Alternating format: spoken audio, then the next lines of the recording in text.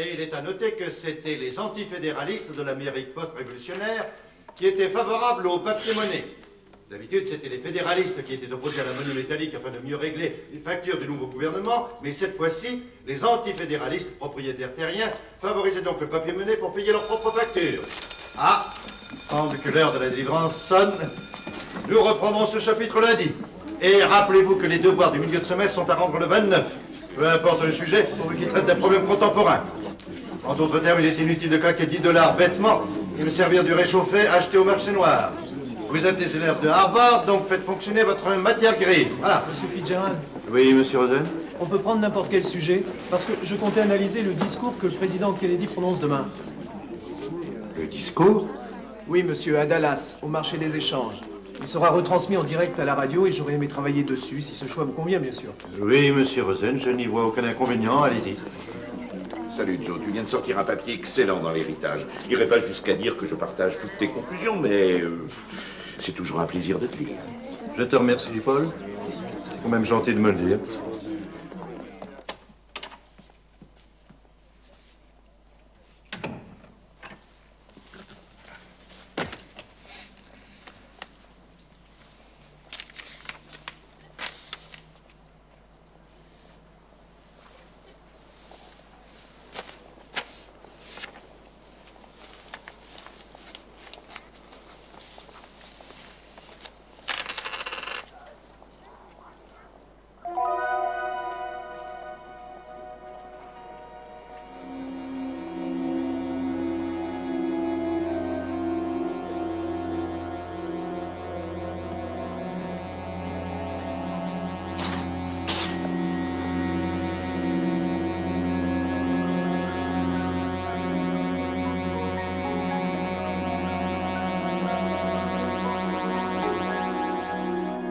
Kate, vous ne deviez revenir que dans un mois.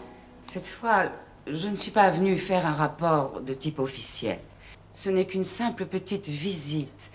Je me demandais comment vous alliez. Après tout, il s'est déjà écoulé presque 2 longues heures depuis ma dernière visite. Étrange. On passe des mois, parfois même des années, plongés à nouveau dans le passé, séparés soudain de sa famille. Et quand on revient pour eux, c'est comme si on était parti quelques heures. Je ne m'y habituerai jamais. C'est aussi difficile que de partir en laissant le passé derrière soi et de renoncer à vivre une deuxième vie, mon cher Joe, avec tout ce que cela comporte. Se faire de nouveaux amis, et puis pourquoi pas tomber amoureux. Pas en ce qui me concerne. Comment être proche des gens quand on ne peut pas vraiment leur dire ce qu'on pense? Leur dire par exemple que je ne sais pas moi, que leur parfum de glace préféré ne sera inventé que dans 150 ans. J'ai parfois le sentiment d'être un éternel observateur, condamné à toujours regarder sans jamais participer, toujours détaché, toujours distant. Tous les historiographes ont connu cela à un moment ou à un autre de leur carrière. Je sais, mais c'est sacrément frustrant. J'ai passé 3 ans à étudier John Kennedy et son époque. Je l'ai même rencontré à une réception chez McGeorge Bundy. Mais je ne l'ai pas vraiment connu, en fait. Vous avez une conception chinoise du culte des anciens. Kate, je n'ai pas créé ce projet uniquement parce que cet homme est un de mes ancêtres, c'est évident. Il est indiscutable que cette période est l'une des plus troublées que l'Amérique ait connue. Joe, il ne faut pas que vous alliez à Dallas demain. Et vous le savez. Kate, c'est mon projet. Je l'ai financé. C'est moi qui viens de passer 3 années ici. Et je suis bien décidé à aller jusqu'au bout. Et dire que je n'ai pas eu l'occasion de connaître cet homme. Et que je vais devoir assister à son... Qu'est-ce que c'est? Un souvenir de famille, c'est un porte-bonheur.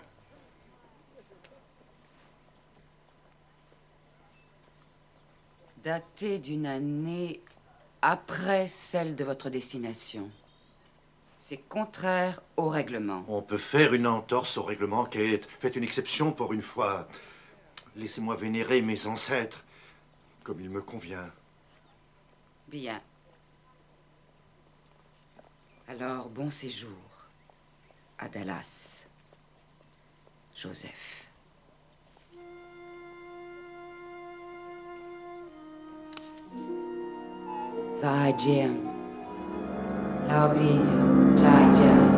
Qu'avez-vous dit? Oui, je sais que je n'aurai la réponse que dans 2 siècles. Allons-y, je dois faire avec ce que j'ai.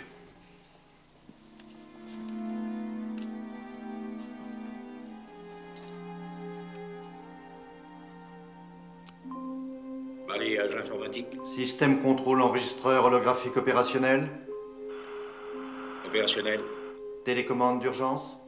Opérationnel. Si la bague venait à être séparée des contrôles temporels du poignet, le porteur de la bague serait automatiquement ramené au point de départ. 2172 après Jésus-Christ.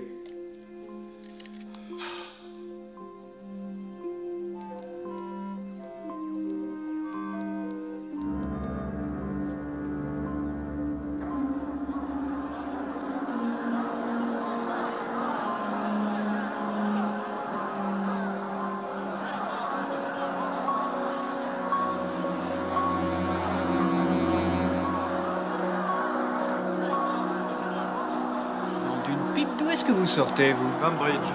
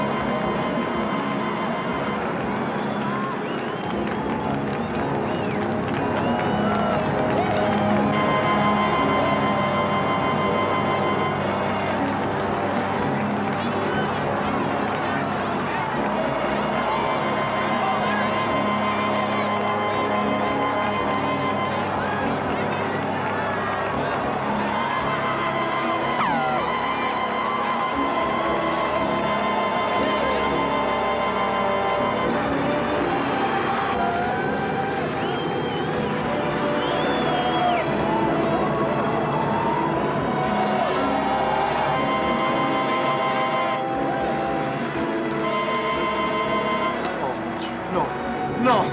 Monsieur le Président! Couchez-vous! Couchez-vous! Arrêtez! Arrêtez! Couchez-vous, Monsieur le Président! Couchez-vous, Monsieur le Président! Couchez-vous! Oh, mon Dieu! Couchez-vous! Trésor 1, Trésor 2, vous me recevez? Ici Trésor 2, je vous reçois. Le Président et sa femme sont indemnes? Affirmatif, Trésor 2. Le président et sa femme sont indemnes. Je répète, indemnes. Appel à toutes les unités. Rendez-vous à Love Fields à 14h.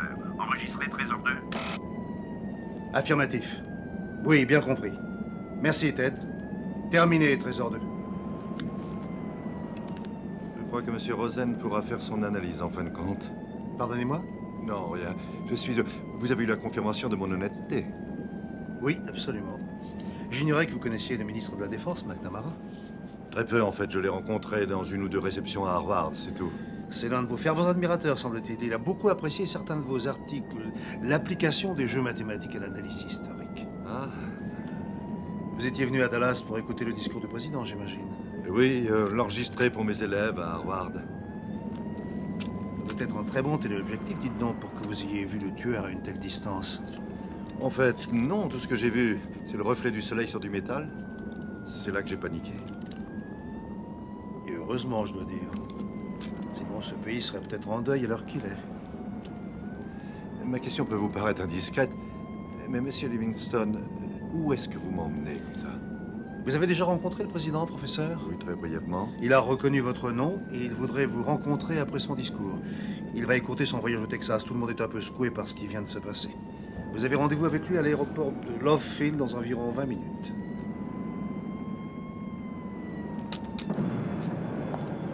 Gouverneur, merci beaucoup. À très bientôt. Monsieur le Président, Oui? vous connaissez le professeur Joseph Fitzgerald? C'est l'homme qui vous a sauvé la vie ce matin. Professeur Fitzgerald, Harvard et moi avons une dette envers vous. Tout l'honneur est pour moi, Monsieur le Président. Ça faisait longtemps que je voulais vous rencontrer, mais je ne pensais pas que ce serait dans de telles circonstances. McNamara m'a parlé de certains de vos articles, très intéressants. Monsieur le Président, je crains de ne pas pouvoir rentrer tout de suite. C'est vraiment exceptionnel. 2 terribles tornades viennent juste de s'abattre sur l'État du Texas. L'une d'entre elles vient de dévaster le centre de la ville d'Austin et l'autre se dirige droit sur nous. Je ferais mieux de voir ce que je peux faire. Les tornades? Lyndon, occupez-vous de vos amis et dites-moi si je peux vous aider. Oui, monsieur. Venez, suivez-moi, professeur. Même moi, je ne peux pas faire attendre l'armée de l'air. Que je vienne avec vous? À Washington? Je serais très heureux de vous avoir à dîner à la Maison Blanche ce soir. Demain matin, un avion vous reconduira à Cambridge si vous le souhaitez. Oui, c'est très aimable, Monsieur le Président, merci. Jack! Un homme qui m'a sauvé la vie m'appellera toujours Jack.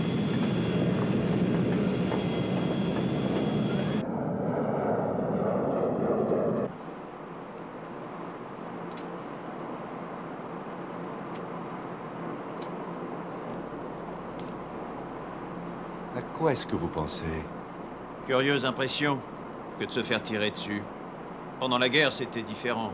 Anonyme. Ce n'est pas sur vous qu'on tirait, juste sur l'uniforme. Peut-être que celui qui vous a tiré dessus visait en fait le gouvernement que vous représentez. Oui, peut-être. Mais jamais personne n'a tiré sur Eisenhower. Vous ne seriez pas parent avec le vieux Haney Fitz, mon grand-père? Non, je ne crois pas, non, non. Dommage. À en croire la presse, si nous avions été parents, il y aurait eu une place pour vous dans mon ministère. Vous aimez vous mesurer à la presse, n'est-ce pas? Oh, chacun s'amuse comme il peut. Dieu sait si ma fonction ne m'en donne guère l'occasion. Pendant la campagne, il est facile de se laisser emporter par la fièvre des élections, la politique. Facile de se convaincre que tout ça n'est qu'un jeu, et un jeu très stimulant. Et il y a des jours comme aujourd'hui où on sait très bien que ça n'en est pas un. Des jours comme aujourd'hui, comme le 17 avril 1961. La baie des cochons. La baie des cochons, une stupidité. Je n'aurais jamais dû donner mon accord, non, jamais. Je ne faisais plus seulement de la politique. Je devenais responsable de vies humaines. C'était comme si on avait coulé mon patrouilleur. Sauf que cette fois, je ne pouvais rien faire pour les sauver. Vous savez, mon père nous a enfoncé dans le crâne depuis notre plus jeune âge qu'il faut avoir le pouvoir pour obtenir quelque chose. Le pouvoir. Mais après le mur de Berlin, après la crise des missiles à Cuba, j'ai eu des doutes. Un seul homme ne doit pas avoir autant de pouvoir, ne doit pas être obligé d'en avoir. Vous êtes très en avance sur votre époque. Il vous faudra probablement attendre un autre siècle avant que les gens réalisent une telle chose. Si le monde en prend conscience d'ici un siècle, cela aura valu la peine d'attendre. Excusez-moi, Monsieur le Président, un appel pour vous de la part du ministère de la Défense, Monsieur McNamara. Excusez-moi. La police de Dallas a appelé, ils ont arrêté un homme dénommé Lee Oswald. Il est arrêté pour tentative d'assassinat et il semblerait que ce soit lui qui vous a tiré dessus, Monsieur le Président.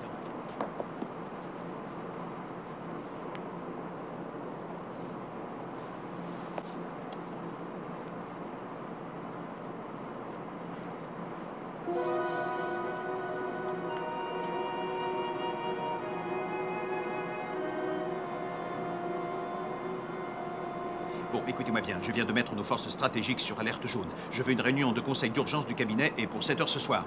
Rusk est en route pour le Japon, faites en sorte qu'il revienne et je veux aussi Taylor, Bundy et Sorensen. Et Bobby. C'est quelque chose de strictement confidentiel? Ce sera annoncé dans le journal télévisé d'Uncle Brinkley dans environ une demi-heure. Malheureusement, les troupes russes se sont emparées de Berlin-Ouest. Le Premier ministre soviétique exige que nous retirions nos forces armées restées en Allemagne. Ils détiennent Berlin-Ouest en otage. Mais enfin, Khrouchtchev ne ferait jamais ça. Le président Khrouchtchev a été assassiné aujourd'hui.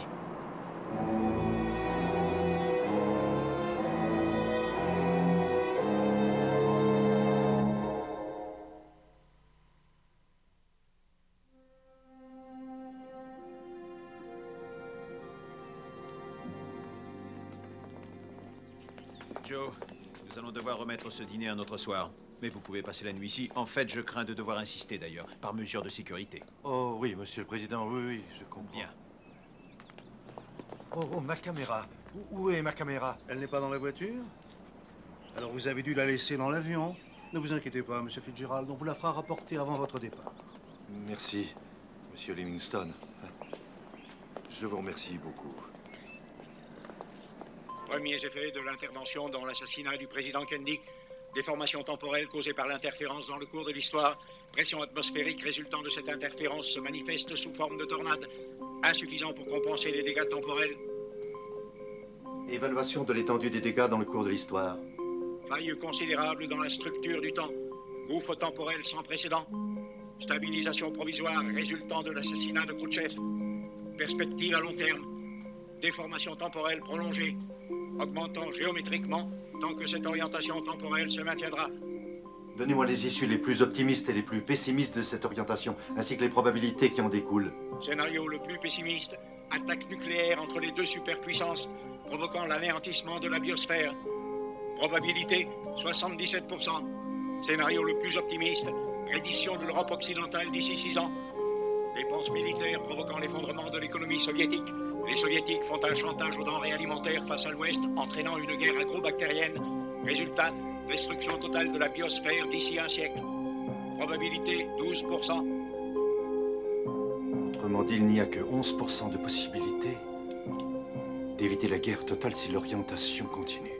0%. Les 11% restants recouvrent les autres scénarios aboutissant à la destruction totale de la biosphère. Puisque cette orientation n'est pas viable, donnez-moi les autres options pour recouvrer l'orientation prévue initialement. Il n'existe qu'une seule et unique option viable. La présidence de M. Kennedy doit se terminer comme l'histoire l'avait prévu. Oh mon Dieu. Qu'est-ce que j'ai fait? Oui, général, que se passe-t-il? Monsieur le Président, un de nos B-52, en route vers Berlin, est attaqué par les MiG soviétiques. Le pilote demande l'autorisation de riposter. Que devons-nous lui dire, monsieur? Monsieur le Président? Oui, général. Monsieur, quels sont vos ordres?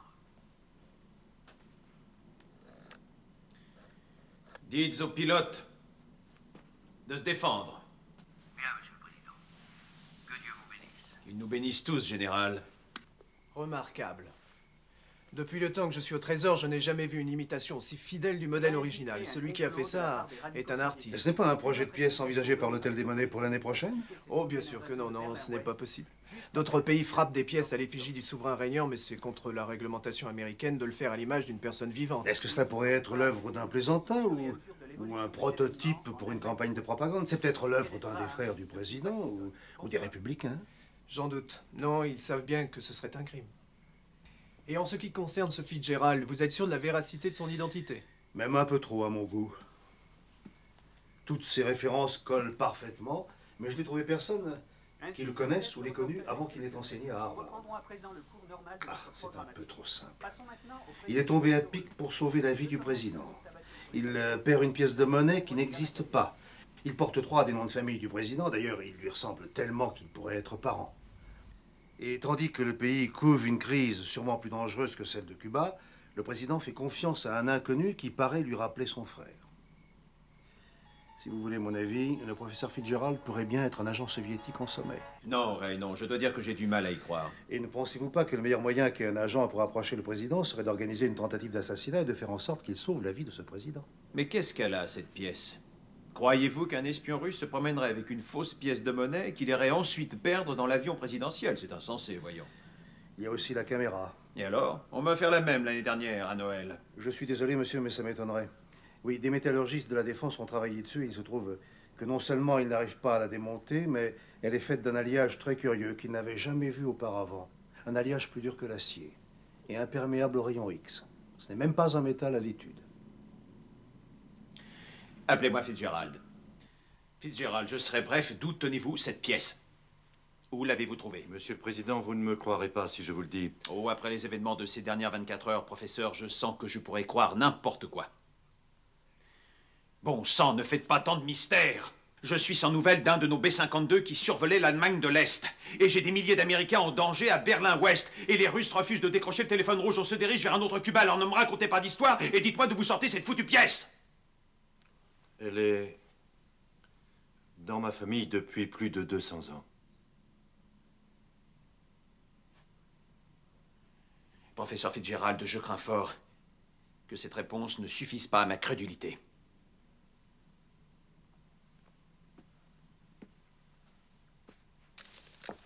Du calme, professeur. Ce n'est pas une arme. Non, je vous le jure.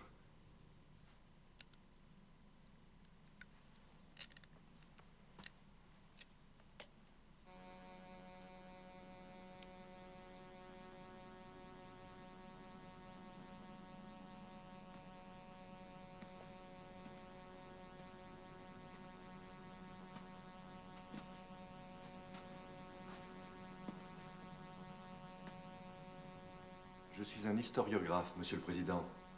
Je vis en 2172. J'ai été envoyé dans le passé dans le but d'observer les événements de votre temps.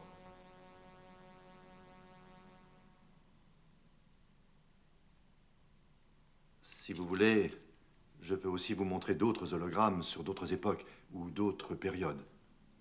Non. Je ne crois pas que ce sera bien nécessaire. Dieu m'en soit témoin, je le crois, Livingstone. Dommage, Monsieur le Président, que le règlement de la Maison-Blanche interdise de boire pendant le service. Je vous donne l'autorisation de nous verser un whisky à chacun.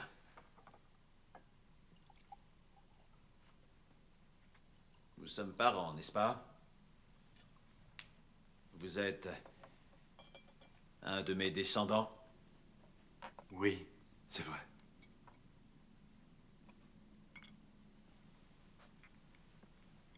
À votre santé. Oh, pardon.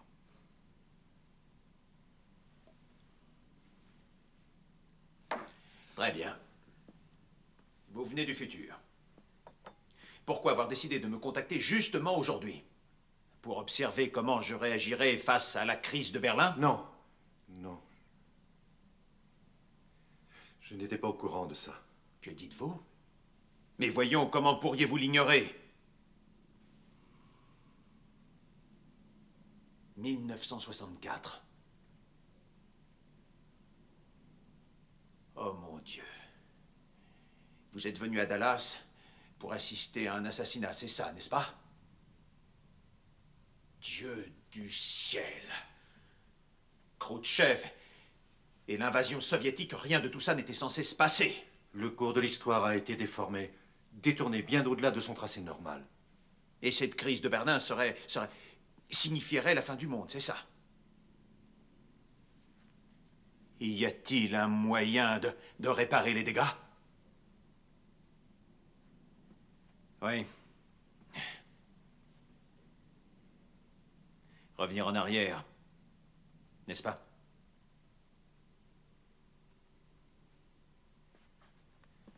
Joe, vous allez le faire pour moi.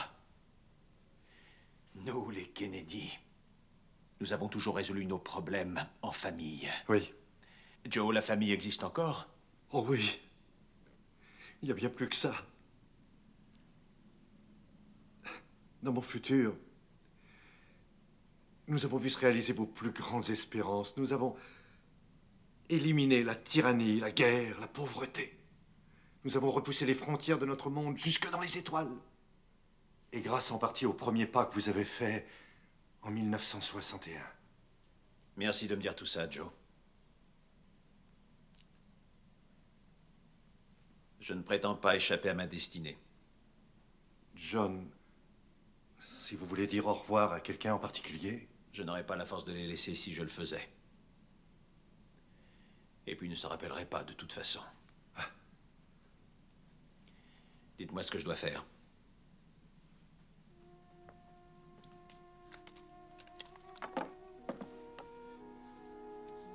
Mettez...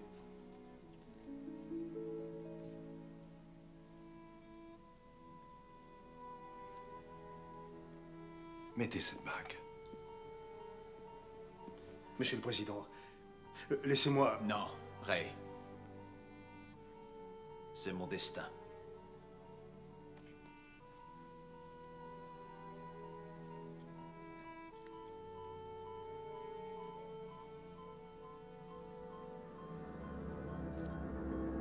Attention, attention. Télécommande déclenchée et ramenée au point de départ. 2172 après Que se passe-t-il? Vous avez fait le serment de protéger la vie du président, n'est-ce pas? Alors, vous et moi avons à travailler. Retournons dans le passé. Mais avant, je dois procéder à quelques changements.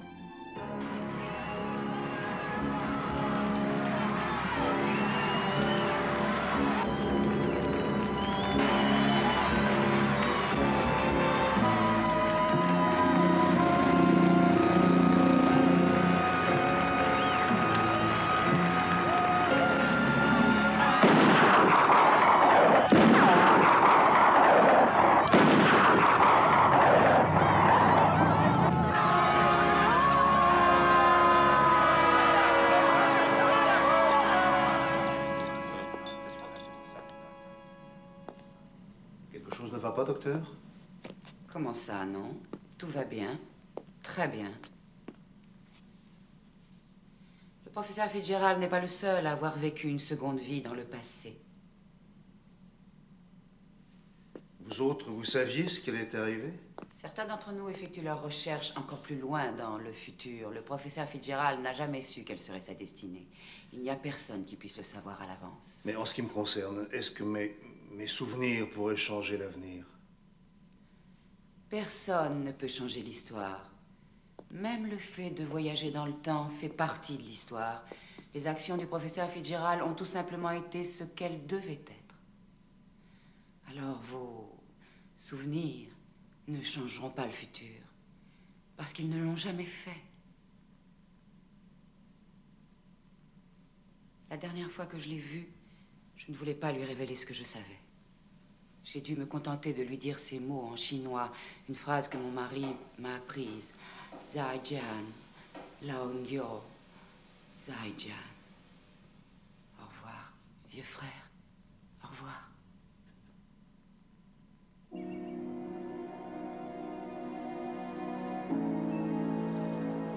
L'histoire retient beaucoup de faits. Certains sont justes, d'autres sont faux.